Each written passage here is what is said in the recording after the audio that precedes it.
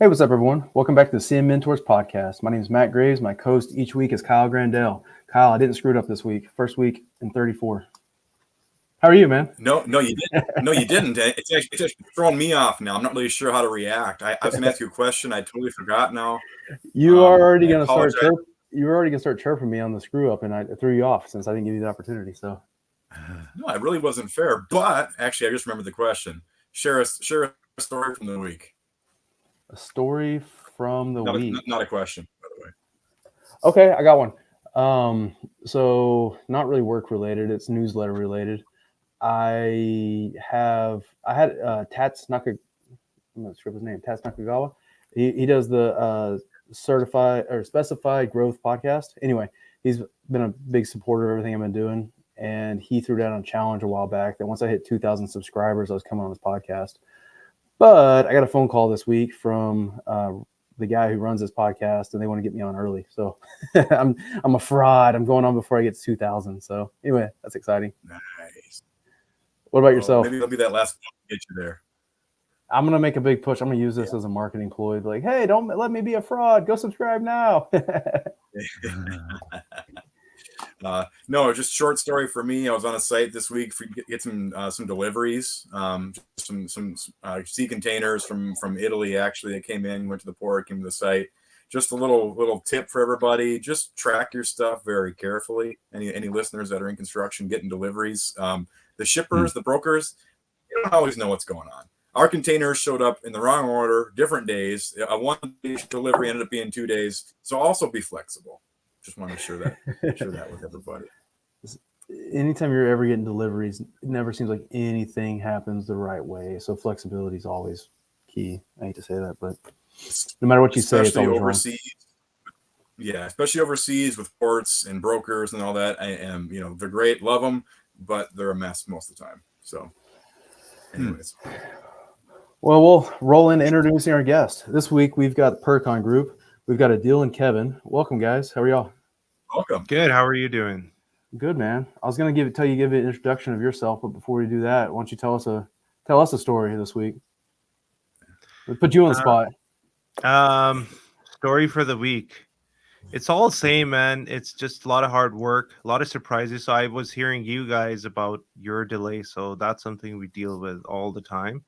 And it's kind of routine. It's already expected. We have people saying it's going to be done in 2 weeks. When it comes to design, drawings, even construction work, we know it's not going to be done until 3 or 4 weeks. So always leave room in your schedule so you don't have to be disappointed. Oh yeah. Yes, always. Nothing ever, especially right now, post-COVID. I'm sure you guys are feeling it. You guys are up in Canada, right? So I'm sure you're feeling the same way on the States. It's like nothing is ever showing up when it's supposed to show up. Oh, yeah. They tell you it's going to be there in 3 months, and you just say, yeah, okay, we'll see. Oh, yeah. Yeah. We're involved with getting permits, approvals on new projects, and even just like we can actually handle our team and like subtrades pretty good. And we can control them, and worst case scenario, we can say, okay, you're fired and we're got someone else. But you can't do that with the city or like the city inspectors, right? City can't even do that with their own stuff. They will mess up our stuff, and we happen every single project to mess it up. And we're like, even we were to complain someone, the guy's like, what do you want me to do? I can't do anything. So that's and you know what, we have a project going on right now, and we're paying a huge cost, a year delay in a project just because of mess up with the city. So we know all about it, man. Well, I skipped over the introduction, so you guys want to give us a little introduction of who Pircon is and who you guys are? Yeah, so Pircon Group is actually a group of companies, started as as a construction company, then design and consulting. I have a really, long real estate kind of background. After high school, I was became a realtor, and that's how I ended up in construction. So we actually have a real estate wing as well. And then we also have a small property management wing. But mainly our bread and butter, majority of our work is design and construction. I gotcha. Yeah. So, what do y'all have a specialty? Because we want to bring you on and really talk about, kind of how to be successful in commercial construction in general. Right. Because commercial construction means a million things, right? You could be building a strip center, you could be building a massive hospital, right? And those are kind of both commercial construction, So, do y'all have a specialty y'all really concentrate in? So, I mean, we started as actually working in retail and leasehold improvement, so mainly building retail and light construction, commercial construction. So, um, uh, restaurants and daycare and medical clinics and places like that. Mm-hmm. To now we're building a commercial multifamily, so we do a variety of different things, but majority of our commercial side is dedicated towards working on the retail end of the things. However, we are growing and expanding into actually build out commercial build outs and multifamily build outs as well. Yeah. So right now, looking at restaurants, doctors' offices, spas, salons. Yeah. I got you. Was it the economy thing that helped you push you to be more diversified or to do other things, or was it just trying to diversify your portfolio? Or I think that was a plan to begin with when Percon came in inception. That was the plan. But obviously, COVID, I think it helped to kind of to make it faster. I would definitely say we were doing a lot of franchise before COVID, and because of COVID, it slowed things down. And then we were able to concentrate more on the real estate end of the things, hence like the multifamily construction and things like that. I got you. So which areas of that do you guys self perform as far as on the design side, but also on the construction side? Which parts do your companies actually do themselves? So, design is all in house. Even though we do outsource, all the professionals, like for smaller projects, it's all in house. For bigger projects, some in house, and then majority all the professionals involved from the outside. Um, and for construction, obviously the construction management and project management, we do very little actually in house. Like we have the supporting team sort of in house to finish the task, but all mostly subtraded Okay. work. And the reason being is it's simple because you want to hire the experts. You want to hire the people who know what they're doing.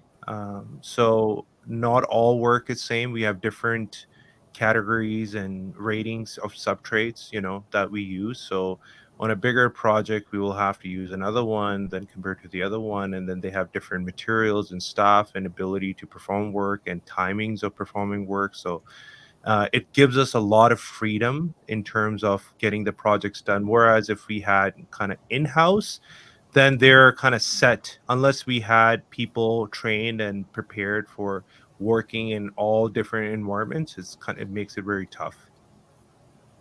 Definitely.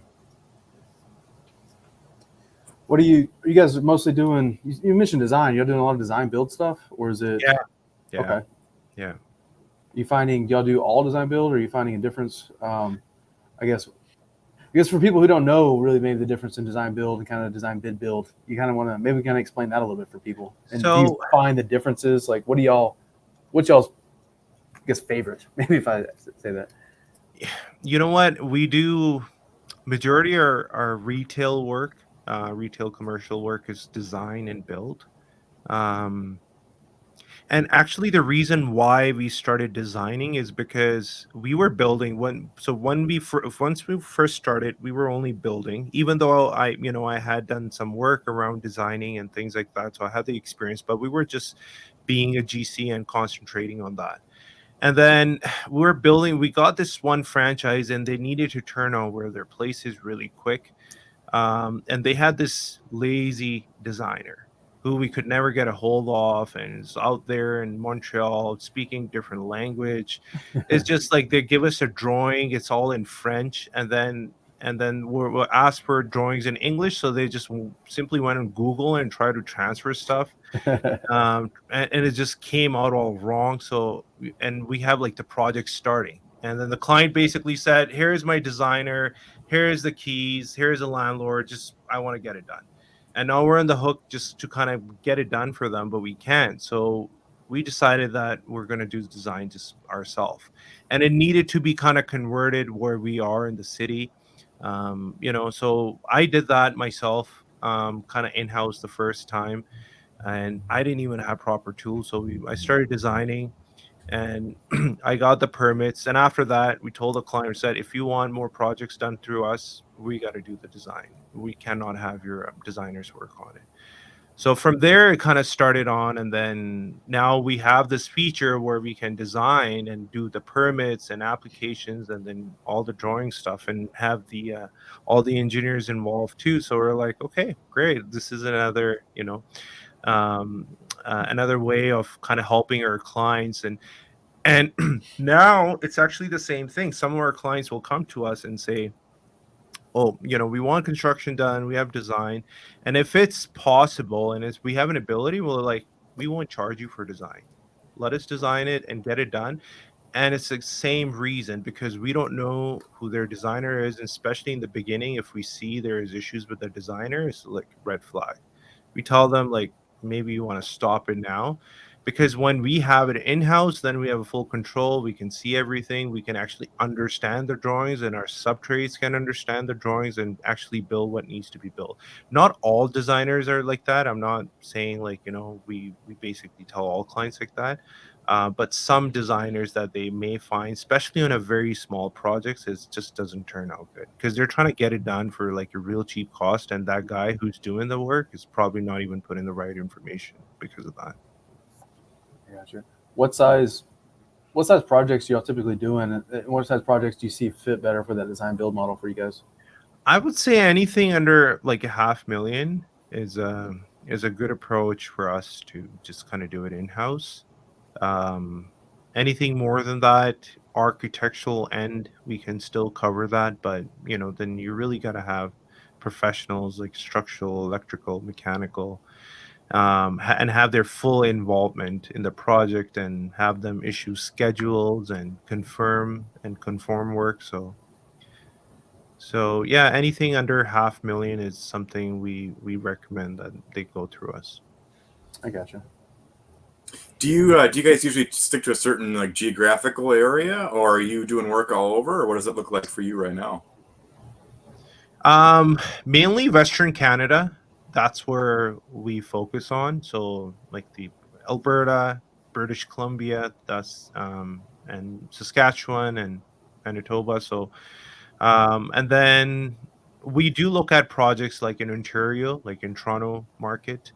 Um, and we have done actually projects, design and build projects in USA, so in Arizona, and we actually are planning on having some projects there, because it's kind of stopped. It was we were doing a lot there, COVID, and then whole COVID thing happened, and the whole scenario, traveling and all that stuff. So we didn't really put our efforts into the market after that, but now we're re-looking at it, the whole thing. So I was gonna say, so I got to ask, I'm fairly active on LinkedIn, and I connected with kind of Kevin, kind of set this up, and a lot of other people. There's a pretty good construction community of Canadians on LinkedIn, and I'll get people asking me advice, and sometimes I'm wondering, like, man, am I leading them astray? Because am I thinking like my American USA construction brain versus is it? If you guys have worked in both, is there a difference between kind of how things are done in Canada versus the United States, or like a lot of similarities or differences or anything like that?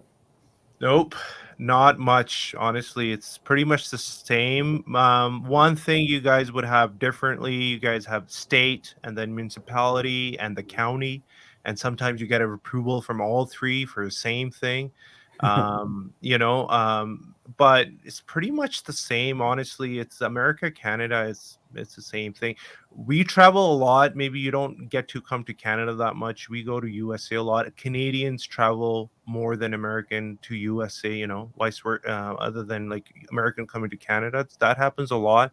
So honestly, I've driven to USA and crossed the border, and even when if I was taking a nap, and I cross the border, I wouldn't even know what country I'm in, because like everything is the same. The roads are same, everything, the houses are same, like your bylaws are the same, the building codes are pretty much the same. We stole everything from you guys anyway. So it's Except so it, y'all, I mean, we're building feet and inches. Y'all building in meters or yeah, millimeters? we deal with feet stuff where dealing with the Yeah. feet stuff. The only place where heavy construction and we use meters, so it's all metric. When you're putting pipes underground and bridge construction and things like that, because you got to go in millimeters. But with residential construction and light commercial is all in uh, you know in feet and inches, and all the lumber stuff is in 3/4, 4/4, all American stuff. So I got you. I did a big project. It was like one of the first big projects I did, and it was a big federal project. And the entire plan set was in metric.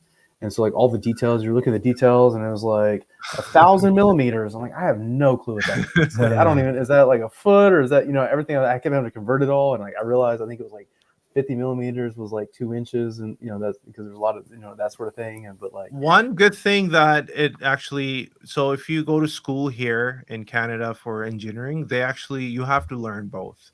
So you have to learn the metric system and the imperial. So you have to learn both. And you got to have the understanding, and you have exams and the switch things, and like, so we just know off the hand like the conversion rates is like because we're dealing with it all the time. that's funny.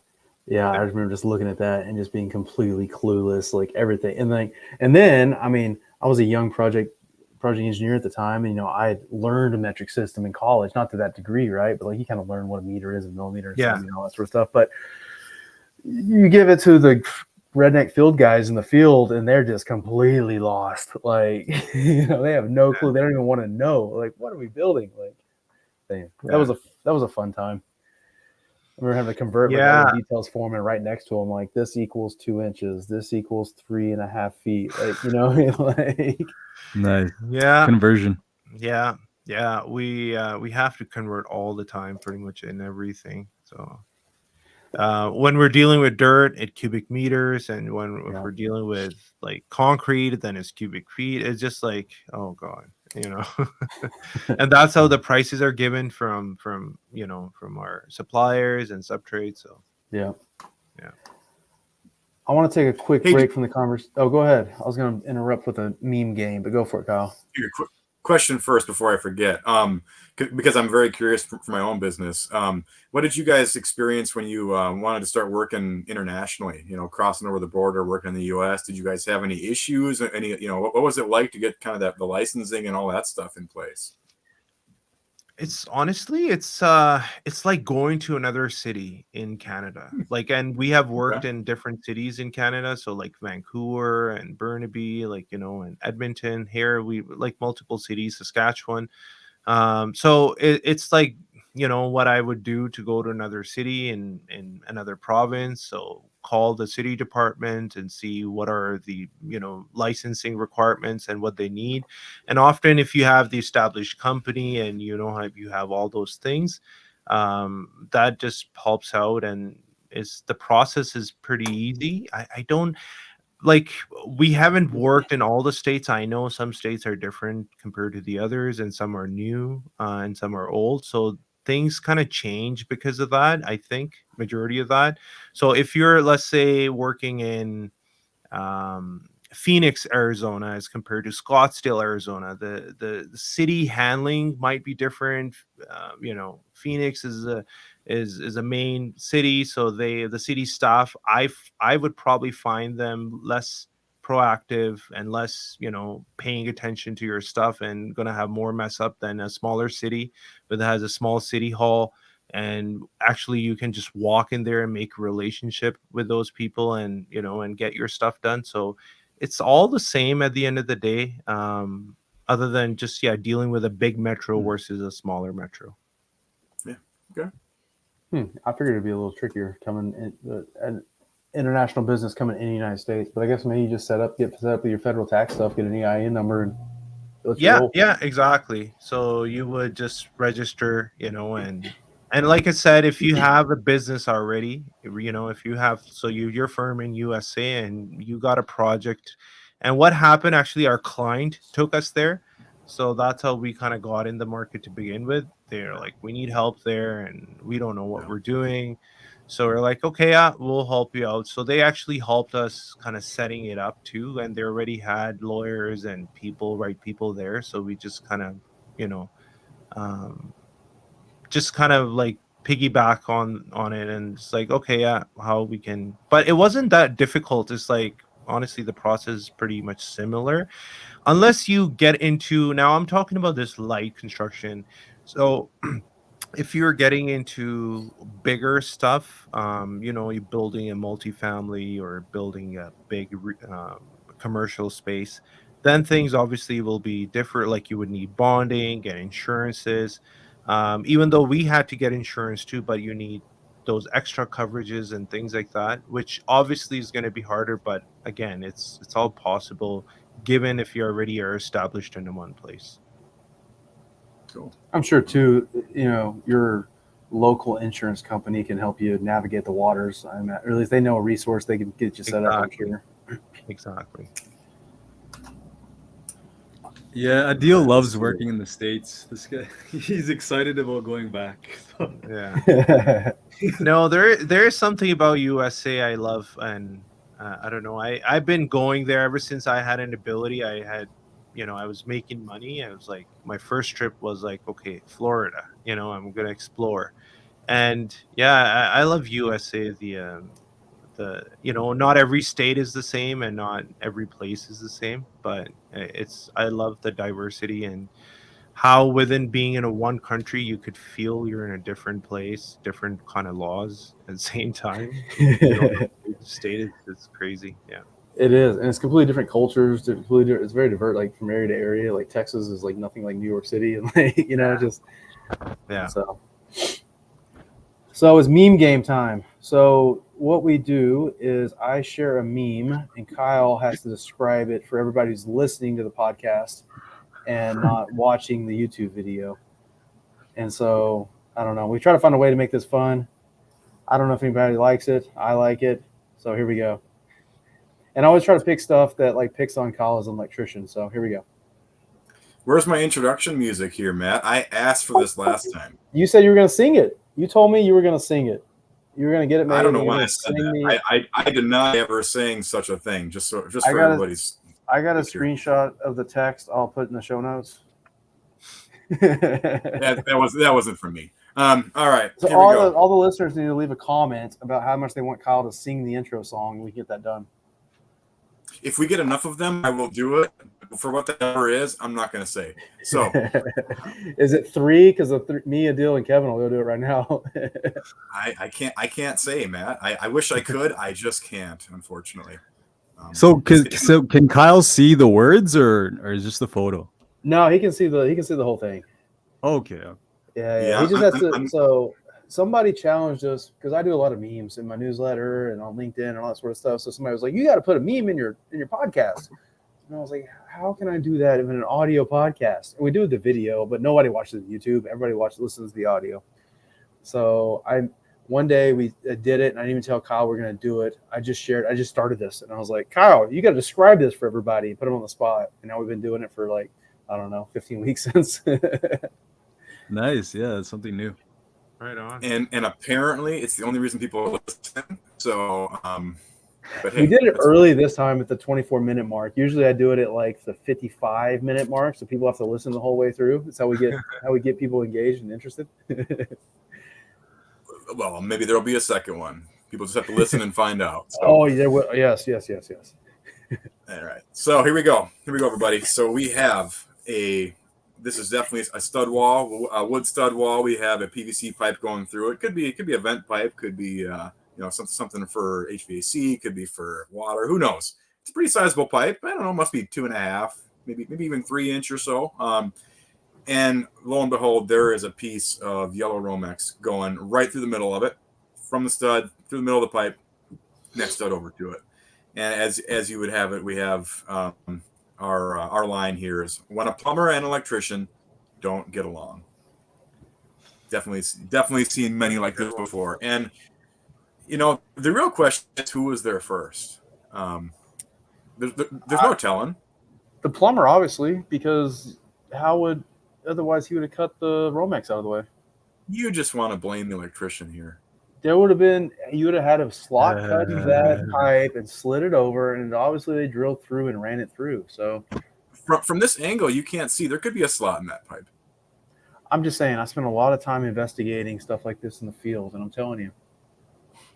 Oh, geez. I hope your bosses are listening to this. I hope not. They don't listen to them. Yeah.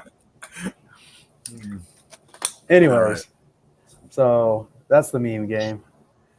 I saw one the other day it was like a coffee cup sitting on like a blocking in a stud wall, and the Romex ran through the coffee cup, and it says something like, like when moving the trash isn't your job or something like that. It was, it was obviously poking fun at the electrician, but that was a good one. It was a better one. Everybody's got to pick on us. So we used to ask, what's y'all's favorite trade? It used to be Kyle's favorite question to ask, and he hasn't done that in a while. So what is y'all's favorite trade? I know why that's his favorite question. What's that? I know why that's his favorite question, because he knows the answer. Because he has an ego, but anyway. There's one right answer, folks. One right answer. Yeah, we always talk about this. Is like, how come we could never find good plumbers and mechanical guys? It's always the freaking electrician guys. Like every single one of them is freaking good. But very rare we have the other ones kind of find the match. Yeah, I actually don't know. Kyle, maybe you want to tell us, like, what's the secret behind the, the Sparky being the kind of the best out of all trades? Well, I'll tell you. Loosely, right? No. Loosely. No. Listeners, don't listen to Matt's crap today. So my answer is going to be because we have the hardest job. I mean, electrical, you can't see it, smell it, or taste it. By the time you feel it, it's too late. So we're the most dangerous job. We respect it the most. And it's the hardest thing to do because nobody understands it except for us. And we like it that way. Yeah. I actually tried to think about that. And my thinking was that it's because you guys have more schooling than you have to go to, to learn codes. You have more reading, more school time than any other trade.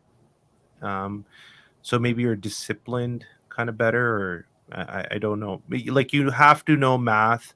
You have to have some skills on a really good level. And then obviously there's field work, but there is a lot of school, a lot of learning and, reading about electrical stuff. So that could be the reason, but I don't know. I'm just trying to not say one is better than the other. I'm just saying on my personal experience, and I don't know that was the experience for the others too, is that we always have a hard time with mechanical plumbing trades than any other.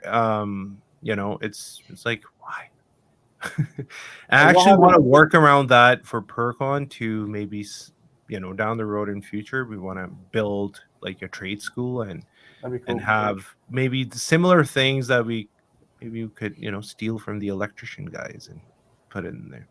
In Canada, are y'all finding there's one, obviously there's a trade shortage worldwide, at this point, everyone's heard about it, but are y'all seeing a more of a shortage in a certain trade versus other ones? It's all trades.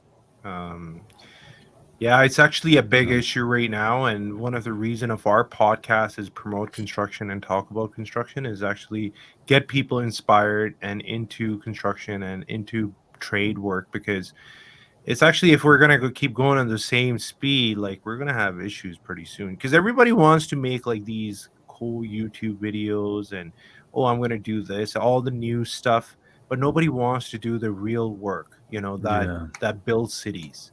And that's the construction behind it, the trade. We're not going to have robots or anyone coming in pretty soon here and trying to help us out with that. So we're going to have to carry the burden for quite some time. And I don't think the new generation is not very activated with construction is not a good thing. Yeah, I agree with that. I believe a lot of young guys, I think it's because a lot of young men, we don't really want to work in construction. We want to do the e-commerce thing or the online business, the Amazon. content creation. And not a lot of us want to go put some boots on and a hard hat and work. But they're out there, but they're very rare. Yeah, I mean, So, just I think that's where we're at with that. maybe I mean, it's definitely a lucrative career, right? I mean, you can put your boots on and go make money today. Doing stuff like making podcasts and that sort of stuff, we've done this long enough. We made like $0.0, so it's a lot of work and it's a lot of hard work, and it and it you see. I think everyone sees the Mr. Beast and those guys making $1 billion, and they see Yeah. everybody that's a YouTube star, but like for the one person that's making an actual livable income, there's thousands, hundreds of thousands of people that aren't doing nothing. Yeah. So, like, people would think, oh, I will have Amazon store or I'll do like Airbnb, and which is still better, I think, than doing some of these other ridiculous things. But people don't understand that anything you do requires hard work. Like, without that, you're not going to reach it. I come from Yeah. different industries. Like, I have a immense real estate experience. I got my license back in 2006 in mortgages and real estate, and I've been practicing since then. While I had all different things, I went to school, I had other jobs, I had full-time construction job, and I can speak on that behalf. I have an experience in property management, construction and design. I've been doing it. Anything you want to do right, you have to work hard. When I got the hang of real estate, I'm like, maybe, I graduated, like I'm done. And now I can just start business and do thing and nothing. But if you're doing a startup and you're starting from nothing, there's going to be hard work required. Without that, so sure, if you want to open up an Amazon store, good for you, do that. It's going to require hard work. Without that, you're not going to make those million sales. You're going to have to do constant research, check your data, what is selling, what products, what kind of marketing you have to do, what kind of advertisement you have to do. Like, there's so much research and risks that are involved. It's pretty much anything you would do. You could be a plumber. If you really love plumbing and you just wanted to do Amazon store or some other stuff, and you think you'll be big, no, you won't. Without hard work, it won't come in. There's been some Yeah. people that have preached the passive income thing, right? Just send this link and make a YouTube video and put this link in there and you'll be a millionaire. Like, it doesn't work that way. Yeah, some people do make a lot of money. What really fascinates me is how, like, over time, how our bodies are going to be weaker physically.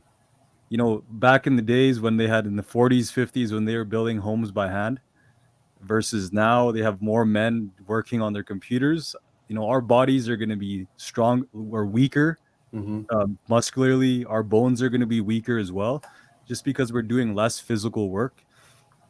So it's really interesting. Yeah. Really interesting how it's going to change. So Wow, we are going to have a second meme game because I know a meme that relates to this.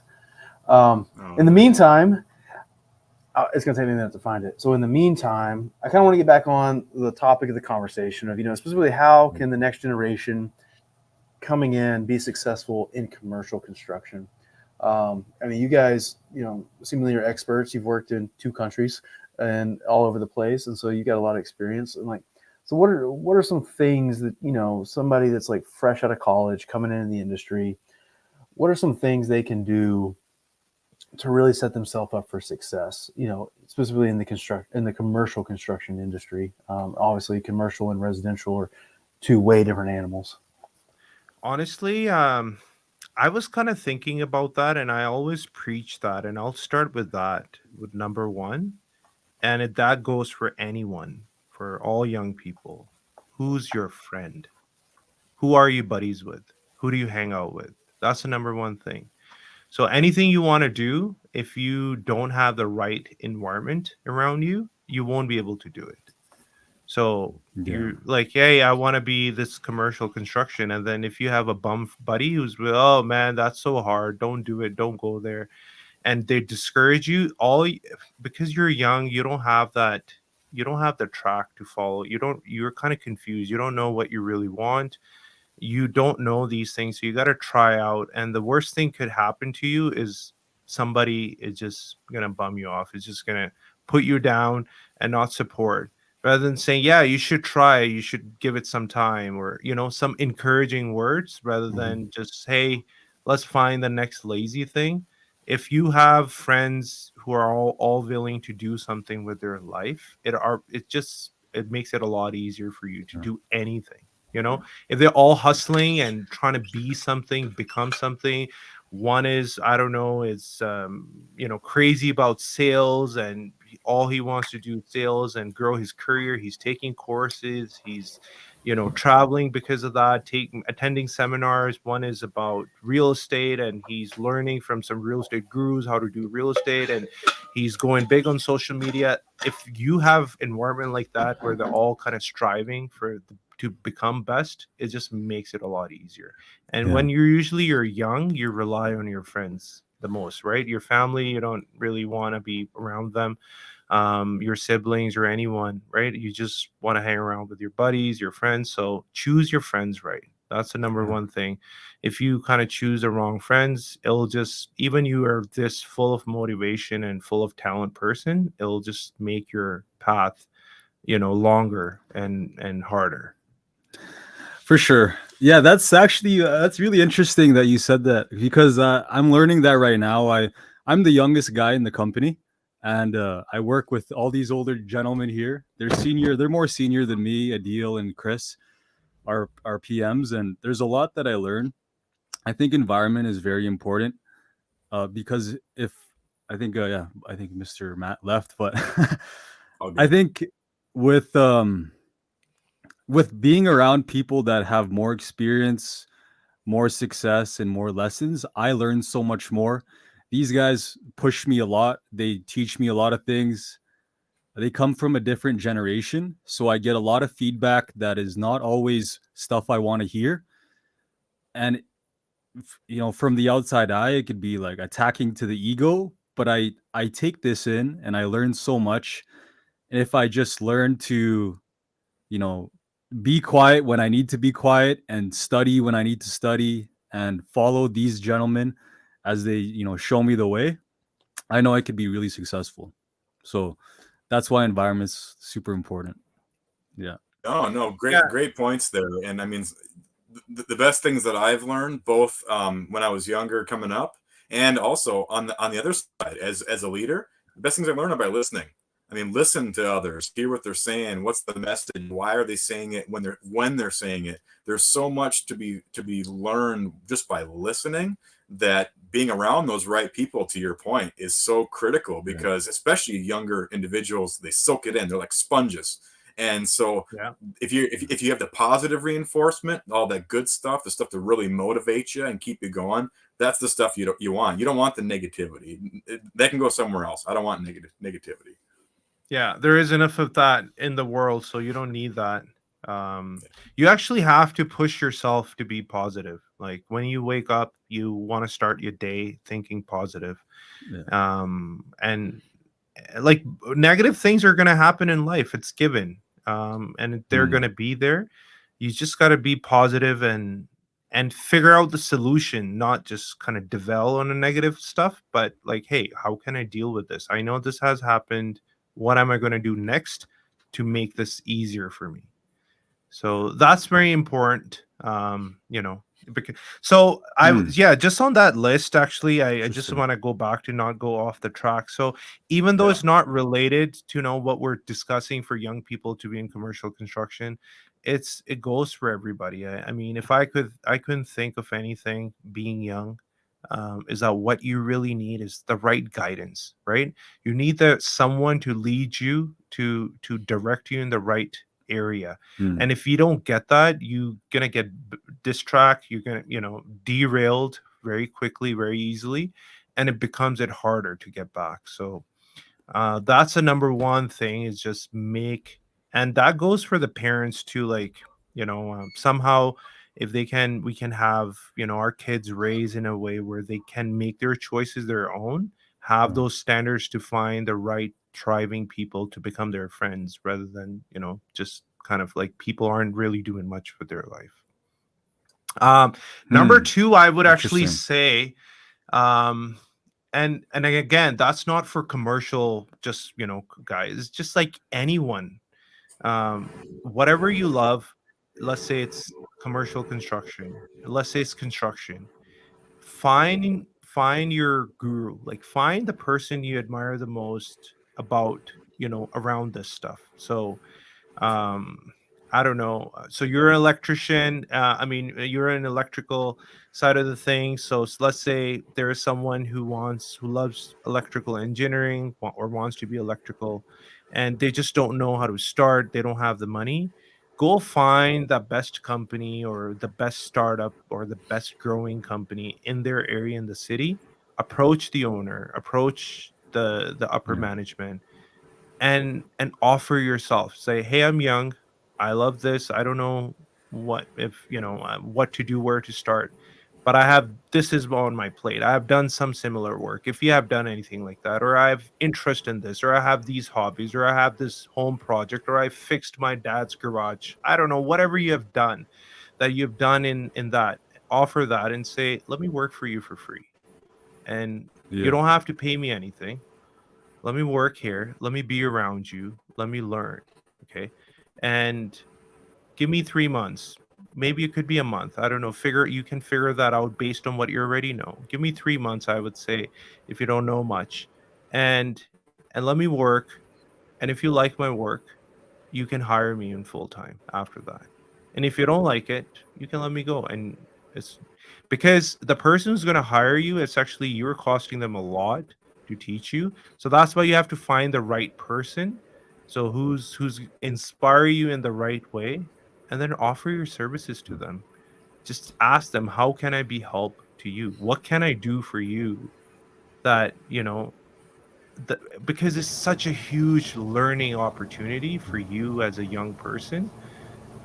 You may think you're getting it for free, but you're not. You go to school and you pay them a lot of money, and then you still don't even learn the right stuff that you learn. Like, I went to engineering school, I learned everything, and when I was really put in the real world, I felt like I didn't know anything, because they never told us about the cost, what are the prices the materials are, how to do negotiation. Like, there's so much steps are missed. It's just the foundation, which is great, but the real world requires real things. And if you don't have that, it's going to make it tougher for you. So if you can get something yourself into that, I would just say that. And it could be anything, it could be for anybody. If you want to build apps, and you want to be in computer software engineering, and go work for someone who's doing that, they can get you to your mission, where you want to be in life, faster. No, absolutely, and such a good message there too, because skills are invaluable, and however you get those skills, get them, because that's what employers want to see. They want to see that you know how to make their lives easier in what they do, and guess what? You do that through skills. You do that through experience. So do whatever you got to do, even if you don't get paid for it, as long as you can stand it. Get the skills, get the experience. That's what's going to make you stand out on a resume too, especially if you're competing with other people that don't have any of that. Guess what? I'm going to hire that guy who has the skills versus this person who has the classes. Period. Yeah.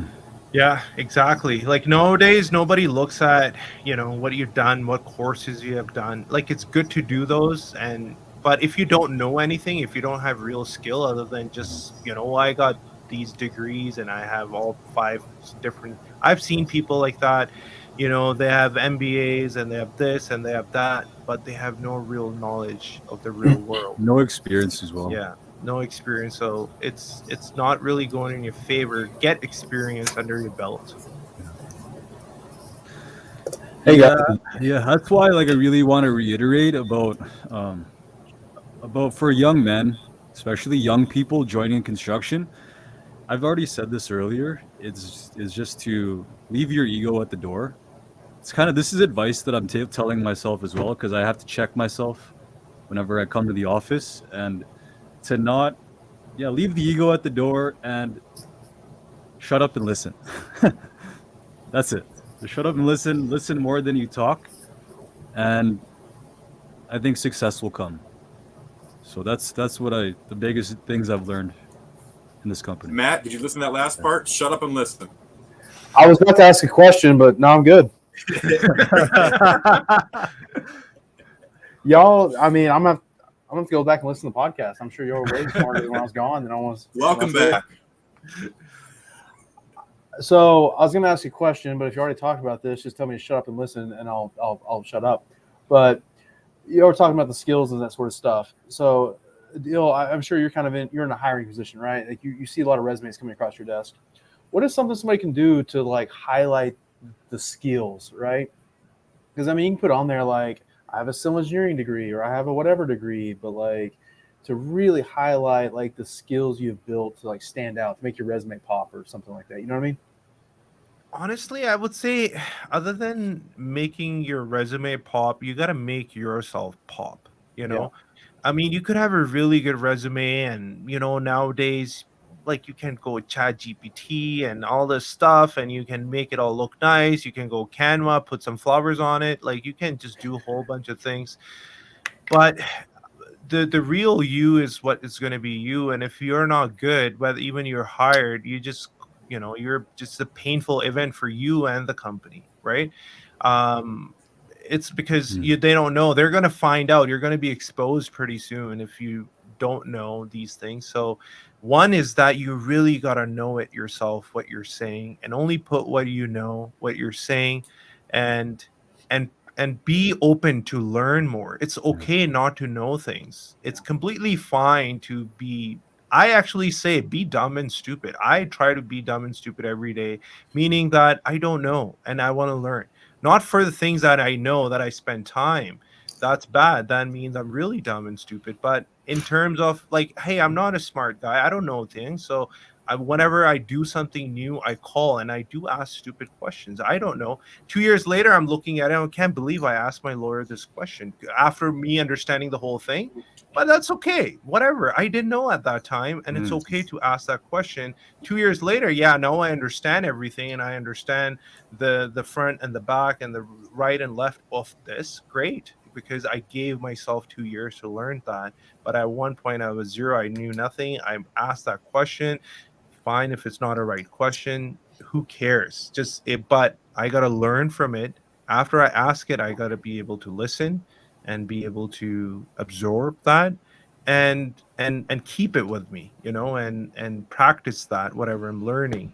That's the biggest thing. So if you don't know something, that's fine. Just say you want to learn that, and what highlight that, and it will show in your personality. Like we're hiring all the time, and when we're hiring, I don't know what that person is going to be. I don't really know. So we actually have a policy: hire fast and fire even faster.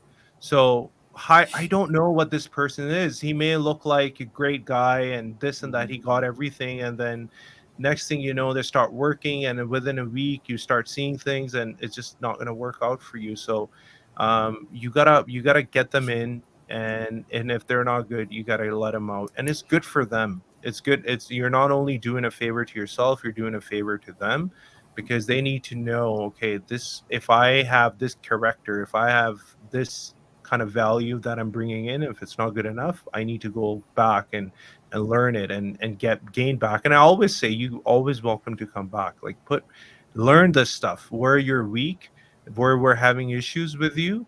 Go correct those issues, work on it, and you can come back here, and hopefully you have more stuff, and we can pay you higher, and we can treat you better in many other ways. So get more under your belt. That's what I would say. Now, on the resume side, what to say? um I say, just be real. Highlight the things that are your really focus. Um, to highlight the things, maybe put in bolds. That what you really have, what you're really comfortable with.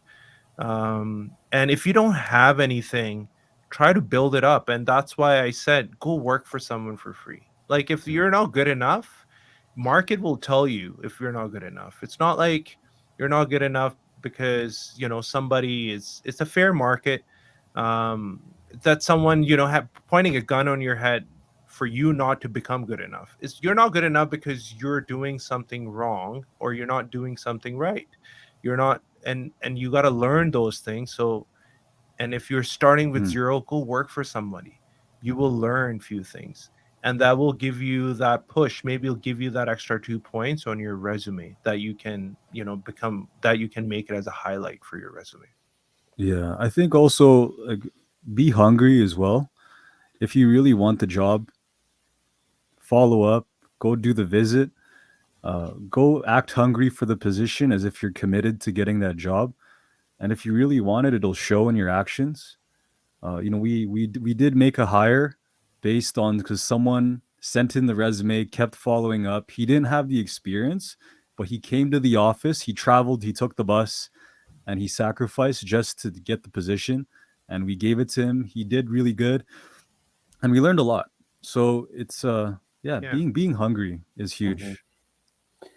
I've seen it's you can have all the stuff on your resume, but like it's the being hungry and giving a damn. Those like if you don't give a damn, like I mean, this industry it's going to eat you up, right? Like there's so much that goes on so fast, and I've worked around a bunch of people in my career, and the ones that just don't give a damn, like man, they're just a drag to the whole project team. They just no one relies on them. They just it's painful for everybody, and so and then those guys aren't gonna or guys, girls, whatever, they're not gonna go anywhere in their career because it's just they don't have it. So Yeah. Yeah. Yeah, a wrong team member can really pull you down, and it's easier to see when a company is small, and it becomes harder and harder as the companies grow. And I'm sure like these huge companies, they have many peoples that are not as good as the other ones, but the majority of your people should be really good, and if you don't have that set up well, it will slow down your growth. It will definitely take you a lot longer to reach to your potential as a company, if you don't have the right people, right kind of environment and culture. And that's what I always talk about with, even for our company, for our core team. I really want that to be a class. I don't want to just deal with average, basically. Even though people of any talent are welcome, like you don't have to be perfectionist, but you have to have the hunger. Like, what, okay, you're fine, you made that mistake today, what about tomorrow and day after? Are you going to look at it, correct it so it doesn't happen again, or are we going to keep having that? So those are the things that you need to look at as a person as well. And as long as that progression is happening within that person, within the company, it's a good thing. They may not have everything right, but if they can correct the wrongs, if they can make all the wrongs, and there's less of them are happening, that's a good thing. I've heard Gary Vaynerchuk say that quite a bit. The hire fast, fire Oh, faster, and promote fastest. yeah. It's kind of hard to do in our industry, right? Because you can't promote somebody with no experience to a senior PM position, right? Because they don't. There's just a lot of stuff you've got to put in the reps in this industry to learn things. But I think there's ways where you can promote people along the way to keep them motivated and keep them Right. going. The ones that you want to keep on your team, you want to keep motivated, you want to keep, and so, and I think we do have an industry too where there's a kind of the old guard a lot of times thinks like, well, you can't be such and such position without having 10 years of experience or 20 years of experience, where like a lot of people just get it. Like they don't need 10 years of experience, right? They can do 2 years of experience and Yeah. understand, right? And so I do think promoting people fastest like that, when they 100%. otherwise you're just going to lose your people, so. Yeah. Yeah. No, there, you got to have something for them. And I'm telling, Mm. actually, if they are not being promoted faster, so let's say maybe the company is that promotes, but the person is not, and but company can afford the person, I don't think that's a good thing. That person got to go. If you're sitting in the same chair for the last 2 years or 5 years, is not a good thing for you. Like we're not that big yet that I have so many people, but I do see it at point where we are that big, and I'm just going to pinpoint people that are not being promoted. So I want to check why they're not being promoted. Maybe it's Pircon is not doing something right. And if it's not Pircon, then maybe they got to go, because it's not good for themselves. We're not doing a favor to them by encouraging them to being at the same place is a good thing.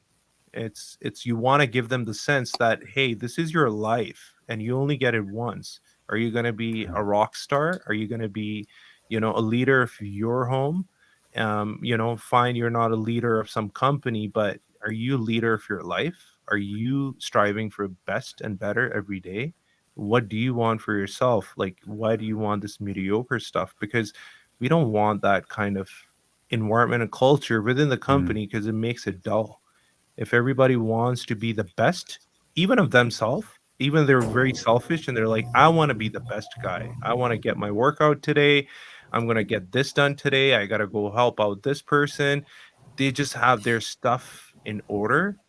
Just, all I need them just show up in the company and do the work, and we're going to be fine. But if you're dull in your life, and I can't expect you to be very sharp at Pircon, it just won't be best thing. You gonna say something, Kyle? Jump in here, Matt. I know. Yeah, I see we're almost on at time, so I'll ask my last question here for you guys. But I was just curious. In your commercial space, are you guys seeing resumes, and are you seeing any skills that are particularly lacking that would be good for anybody listening to know? Hey, if they're trying to get their resume boned up a little bit, or maybe work on some personal growth or some professional growth, any skills that you're seeing that need some attention in the industry, in the sector that you guys are in? Yeah, honestly, I see we have seen a lot of good potential, like good talent here, and a lot of people that I would say I had maybe had to let go, and it was very hard because they're like so talented and so smart and they just get it, and it's mainly because the personal growth, the personal side isn't there. It's that fogginess in the brain. It's they're like good at one thing, and but oh, my dad says, or my brother said this, or someone is just poking them. Somewhere they're not getting that boost that they should need, because being good on one thing is not good enough. You need that boost. Like, okay, I have a skill, that's great, but you're going to have those down times. You're going to have those tough hard times that you go through, and if you don't have that boost, it's just it's good for nothing. It's like, it's like sitting there as a knife but not doing it. What I see with a lot of young people, they get confused, and especially this day and age with so much information and so many opportunities around you, it's very hard. I was listening to a podcast this morning, he was talking about that back in the days, when our grandfather and our father, when they graduated, they only had a couple of options, like be this, like 3 or 4 options: go work at a factory, be a salesman at a car dealership, or go work at an office or something. But now we have so many options, so it is definitely, it's hard now. It's a lot easier because you have so many options. You can really be who you want. If you like design and drawings, you can get your master in Canva and be something. If you like to drive around, then you can do other things. Like, there's so much to do. There's a requirement for every single thing, and that's where I think it become confusing for people. Is like, what should I really do? This has more money, but this has more interest, so they don't know. And I think that's where the young people need that leadership. And I'll repeat it again: the best way to get that leadership is that find that person and offer them your services.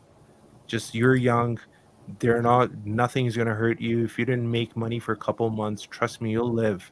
You can save up, but go work, because they may not want you to begin with. They may even still say, you know what, no, I don't need anyone. And yeah, but that's your sales tactic, for just to makes it harder for them to say no. Like, really, I'm going to say no to a guy who's just want to show up and help me? So just make it impossible for someone to say no. just work, and you'll learn a few things, and then it makes it easier for you to go to the next level. We're rolling up around time, so I'm gonna, since we're doing a bonus meme, because even though I got booted off, don't think I forgot. So we're going to extra time for a bonus meme time real quick, because it plays right into what Kevin was saying earlier. All right, let's do this thing, and then we'll cut them loose. All right.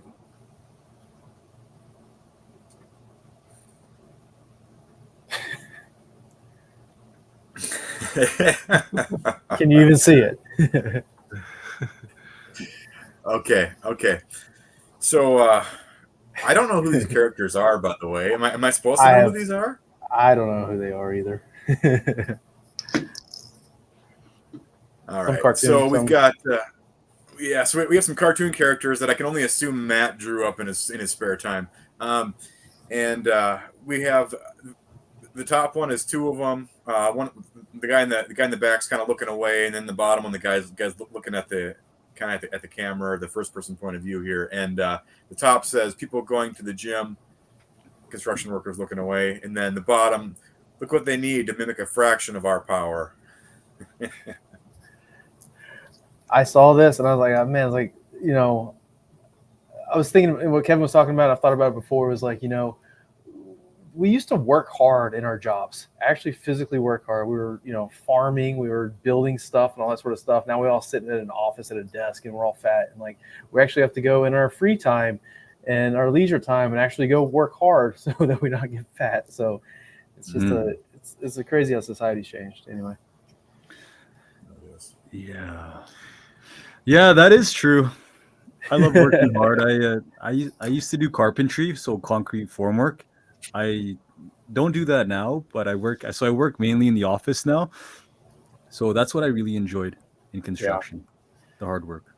It's easy to get stuck behind your desk and, get just stuck on emails and computer stuff and this and that and everything else. So it's always good when you get out and actually do something. So yeah.